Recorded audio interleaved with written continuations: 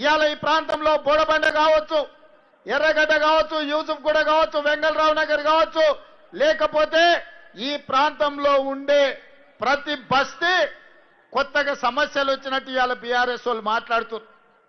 నేను అడగదలుచుకున్న బీఆర్ఎస్ వాళ్ళను, 10 ఏళ్ళు మీరే అధికారంలో ఉన్నారు కదా, 2-3 సార్లు బీఆర్ఎస్ ఎమ్మెల్యేనే జూబ్లీ హిల్స్ నుంచి ఉన్నాడు కదా, కేటీఆర్ 10 ఏళ్ళు మున్సిపల్ మంత్రిగా ఉన్నాడు కదా, కేసీఆర్ గారు 10 ఏళ్ళు ముఖ్యమంత్రిగా ఉన్నాడు కదా, మరి ఈ సమస్యలు పరిష్కారం కాకపోవడానికి, బోడబండలో సీసీ రోడ్డు రాకపోవడానికి, ఈ ప్రాంత ప్రజలకు తాగునీళ్లు లేకపోవడానికి, మీరేసుకున్న గుడిసెల మీద కరెంటు వైర్లు పోవడానికి కారణం బీఆర్ఎస్ దొంగలు కాదా? ఇవాళ బిల్లా రంగాలు ఆటోలలో వచ్చి మీ సమస్యలు మేం పరిష్కరిస్తామని ఇవాళ బిల్లా రంగాలు చెప్తున్నారు. నేను అడుగుతున్నా, ఇవాళ తాడు లేదు, బొంగరం లేదు, తాడు బొంగరం లేనోడు వచ్చి ఇవాళ బోడబండ బస్తీని నేను అభివృద్ధి చేస్తా అని చెప్తే నమ్మడానికి ఇక్కడ ఉన్నోళ్ళంతా అమాయకులా? మా పాలమూరోళ్ళు మంచోళ్లే గాని మా పాలమూరోళ్ళు ఏం అమాయకులు కాదు. రేవంత్ రెడ్డి గారు మాట్లాడుతున్నారు, ఇక్కడనే పక్కన రేవంత్ రెడ్డి మాట్లాడుతున్నాడు. ఇక్కడ మనకు బీజేపీకి ఏదో సంబంధం ఉందని అడ్డగోలు మాటలు మాట్లాడుతున్నాడు. బీజేపీకి సంబంధం ఉన్నది ఎవరికో అందరికీ తెలుసు. నీకు కాంగ్రెస్ తోనున్నది ఫేక్ సంబంధం, నీకు బీజేపీతో ఉన్నది పేగు బంధం, అందరికీ తెలుసు. అది తెలియదని రేవంత్ రెడ్డి గారు అనుకుంటా ఉన్నారు. ఇంకా చాలా నికృష్టంగా మాట్లాడిండు. నిన్న కుటుంబ విలువల గురించి మాట్లాడుతున్నాడు. ఈయన బతుకున్నప్పుడు పిల్లనిచ్చిన మామ జైపాల్ రెడ్డి గారిని బండబూతులు తిట్టిండు రేవంత్ రెడ్డి. ఇవాళ ఆయన కుటుంబం గురించి మాట్లాడుతున్నాడు.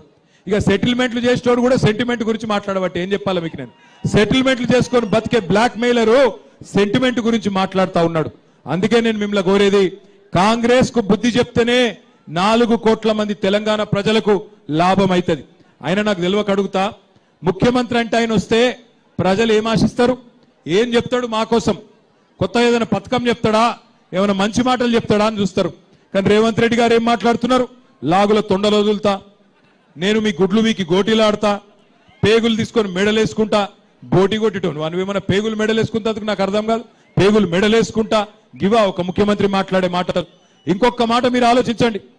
కేసీఆర్ గారు ఉన్నప్పుడు ఎట్లుండే తెలంగాణ, ఇవాళ ఎట్లయింది? ప్రతి రంగంలో తెలంగాణ నెంబర్ 1 ఉంటుండే భారతదేశంలో. జీఎస్టీ పెరుగుదలలో, సంపద పెరుగుదలలో, పర్ క్యాపిటా పవర్ కన్సంప్షన్ లో నంబర్ 1 తెలంగాణ కేసీఆర్ నాయకత్వంలో. ఇవాళ ఏంది?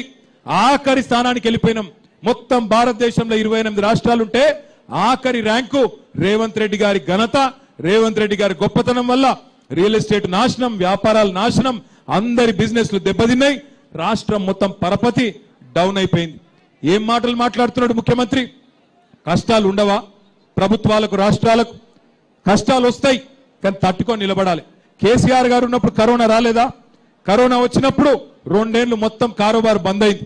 2 ఏళ్లు కారోబార్ బంద్ అయినా, ప్రభుత్వానికి ఆదాయం లేకపోయినా, రాష్ట్రానికి